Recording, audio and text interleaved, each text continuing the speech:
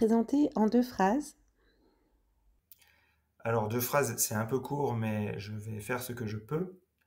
Je m'appelle Sylvain Charletti, je viens de L'Isle-sur-la-Sorgue dans le Vaucluse. Initialement ingénieur dans l'industrie aéronautique, je me suis reconverti il y a 3 ans à mon propre compte dans l'accompagnement d'entreprises à la transformation digitale via la Power Platform de Microsoft. Je bosse sur Marseille, ma boîte s'appelle Digital Waken et je propose avant tout des services sur mesure via Power Apps, Power Automate et Power BI. Et je travaille autant avec des grandes entreprises sur des projets d'expertise technique qu'avec des PME à faire des jeux d'applications sur mesure et au juste besoin. Je travaille aussi avec des organismes de formation pour Power BI et Power Apps. Enfin, ces activités, elles m'apportent une vision globale pertinente et concrète de l'étendue des possibles sur Power Platform. En ce sens, je donne des conférences sur les enjeux du low-code, no-code dans la transformation des entreprises. Comment as-tu connu Power BI?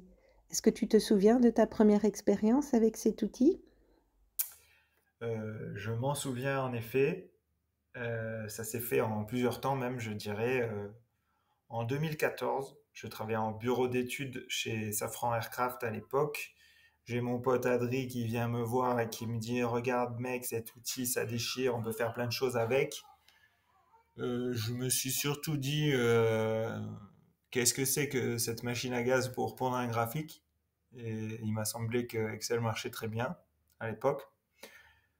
Ensuite, en 2015, je rencontre Shams Salou dans le cadre de Tremplin UTC, qui nous donne une formation sur Power BI et il nous en fout plein les yeux.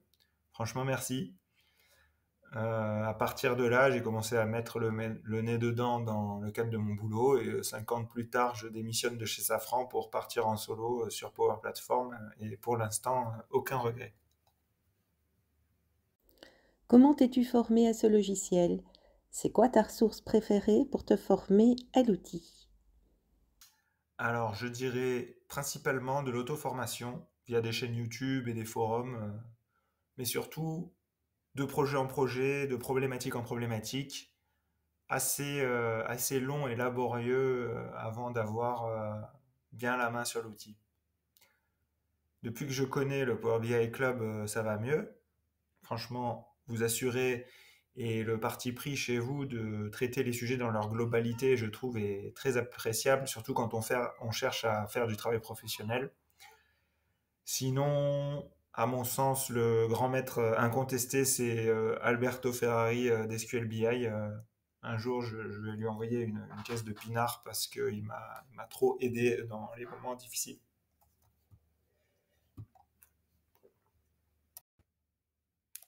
Quelle est la plus grande difficulté que tu aies affrontée?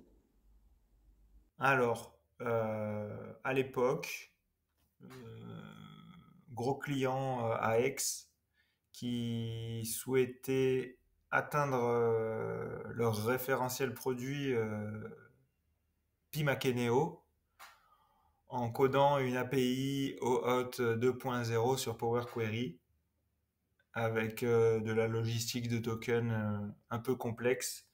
À l'époque, je maîtrisais pas trop les fonctions sur Power Query, donc ça m'a bien mis le nez dedans. J'ai mis à peu près 10 fois le temps facturé, mais je m'en suis bien sorti et à partir de là, le champ des possibles s'est élargi. Quelqu'un débarque dans le monde Power BI. Quel est ton conseil pour lui? Euh, alors, je pense pas être un bon exemple de personne qui a appris efficacement Power BI, dans le sens où ça fait, euh, ça fait un bon 10 ans que je me le cogne et des fois j'ai toujours l'impression d'avoir un trou dans ma raquette.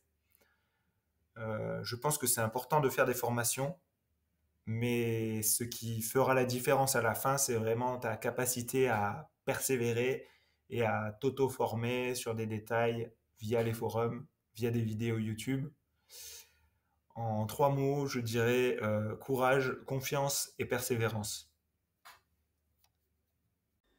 Et pour les certifications, que peux-tu nous partager?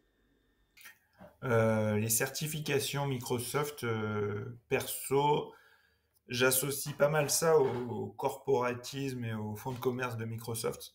Ça m'intéresse pas des masses. D'autant plus que mon business model, il repose sur un panel assez restreint de clients stables que j'accompagne sur le long terme, avec qui j'ai pu créer une belle relation de confiance.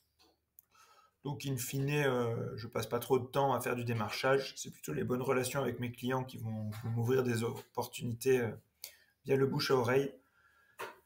Je dirais que dans mon contexte de solopreneur, je n'ai pas identifié les certifications Microsoft comme un levier nécessaire.